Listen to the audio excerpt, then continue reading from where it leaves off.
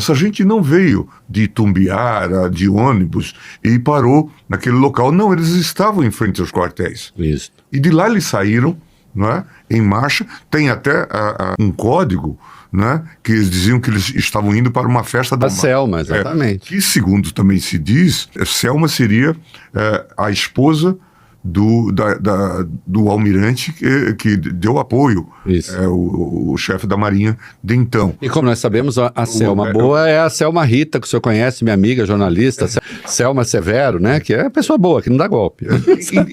Então, a mim me parece que há um certo isolacionismo quando se diz, não, se tratava de uma manifestação popular que deflagrou, não é, ou que descambou para violência. Nós não estamos falando disso, não. Claro que não. Nós estamos falando de algo muito contextualizado. Essas pessoas, desde novembro, estavam acampadas, né, em frente aos quartéis Brasil. E tinha uma reivindicação, depor o presidente da República, eleito, não pode tomar posse.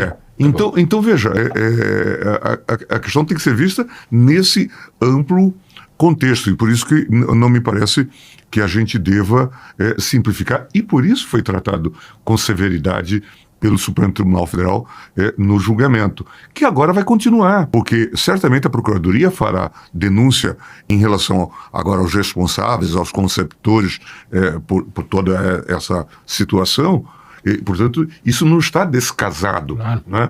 É preciso entender esse contexto. Mas, do ponto de vista da política, também a gente pode fazer algum tipo de leitura no sentido de que, como o Congresso funciona com 513 parlamentares, deputados, né, 81 senadores, é preciso dialogar, então se estabelecem também algumas premissas no sentido de dizer, vamos tentar sair disto e talvez minimizar o movimento que de alguma forma reflete sobre facções congressuais. Sim. Né?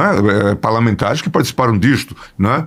E que agora estão votando em novas presidências. Então a gente tem que fazer uma leitura política desses fatos, agora não transigir com isso. É o que eu ia falar. Existe algum jeito de sair disso que não seja punindo os golpistas?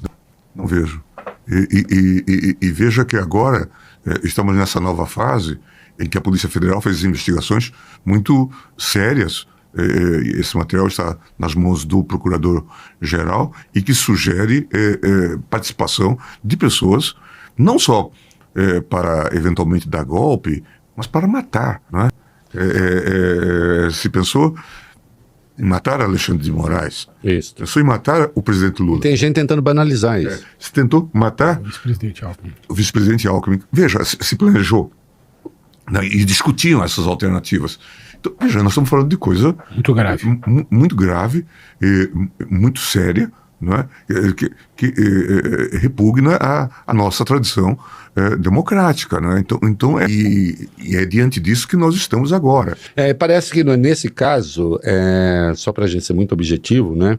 Não quero seu voto, mas me parece descabido diante do quadro democrático e do padrão democrático da Constituição a ideia de uma anistia, né? Parece que uma anistia, nesse caso, afrontaria, ela não existe, ela viria para afrontar o Supremo, para alguém, para dizer assim, os julgamentos do Supremo não valem, é isso? Um debate muito estranho esse, né? Ou sequer um tipo de anistia para crimes dessa gravidade, né?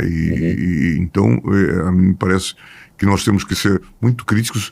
Eu acho que, ao contrário, nós devemos procurar julgar esses casos. Isso. Nos esforçar no sentido do julgamento desses casos. Me parece que essa deve ser a determinação. E veja que as investigações andaram bastante. Sim. E rapidamente. E justiça se faça a própria Polícia Federal, né, que conseguiu trazer dados relevantíssimos da participação de pessoas relevantes naquele contexto político, né, e como que elas estavam articulando, inclusive, para impedir a posse do presidente. O parágrafo 9º do artigo 14 da Constituição diz que é preciso, além das cláusulas de inelegibilidade da Constituição, é preciso que se votem leis, ou se vote uma lei, para tornar a eleição legítima, limpa, etc. Está lá, está na Constituição. E hoje, essa inelegibilidade para tornar a eleição limpa, legítima, não sei o quê, é de 8 anos. Porque um deputado eleito por 4, a inelegibilidade for só de 2, ele é cassado no primeiro ano, daí a pouco ele está concorrendo de novo. Será concorrendo ainda no mandato. Isso. E aí eu entendo que é como se pegasse o parágrafo 9 do artigo 14 e dizendo, isso não vale nada, porque esquece. Né? E mais, né? A gente tem um princípio do direito que é para não... há uma vedação do retrocesso. Quer dizer, se você tem um direito protegido, você não pode começar a vetar coisa para tornar esse direito menos protegido. Uma lei que fosse proposta para beneficiar uma pessoa que produzisse uma proteção inferior àquela que a Constituição recomenda e que diminuísse a proteção que nós já temos no que respeita à legitimidade, à limpeza da eleição, não seria uma lei inconstitucional, falando em tese? Eu tenho a impressão de que sim. Nós, inclusive, consideramos, à luz da própria isonomia, que há uma vedação no sistema a leis casuísticas. Isso, leis que voltadas para... Nós já tivemos uma lei Fleury no Brasil. Pois é. Né? Então, a gente tem essa resposta. Né? Fica evidente que se der esse tipo de passo, o que eu percebo, fazendo uma leitura de contexto político, é que nós temos aí uma série de, vamos chamar assim, cientistas jurídicos políticos que estão testando hipóteses, não é? Para tentar minimizar a responsabilização dessas pessoas. Então, estão fazendo esse tipo de trabalho, né?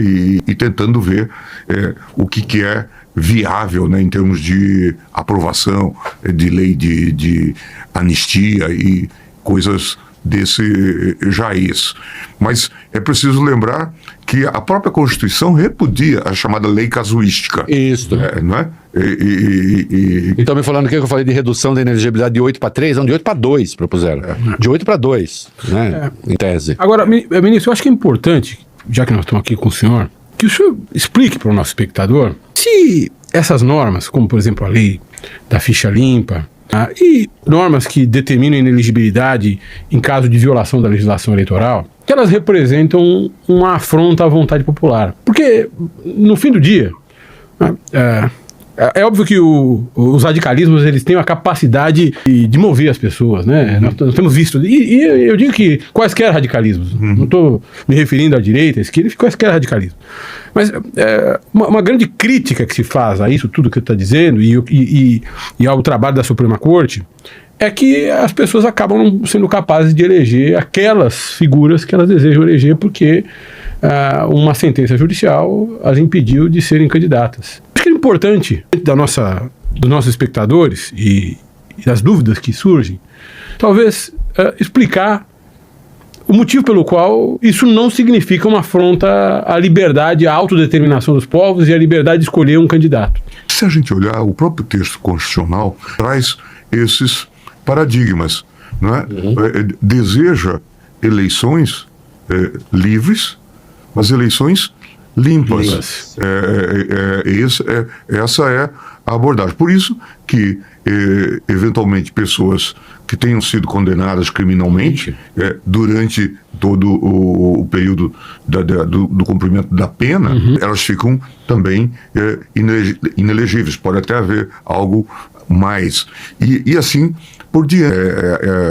Absolutamente comum e tem funcionado de forma razoável.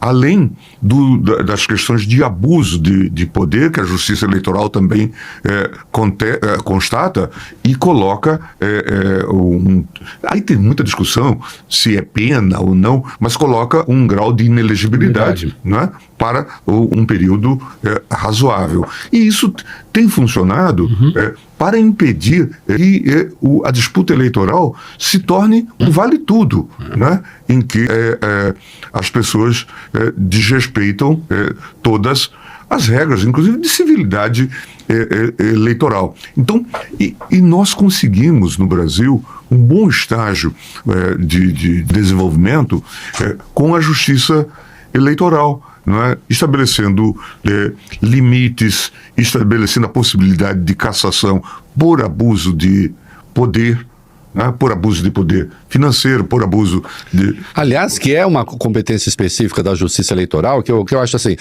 Porque na mudança que alguns querem fazer na lei da ficha limpa, então todos os outros crimes, tudo bem, continua na elegibilidade de 8 anos. Uhum. Agora, abuso de poder econômico, abuso de poder político, abuso de meios de comunicação, só de 2 anos. Mas abuso de poder político numa eleição é uma coisa muito grave.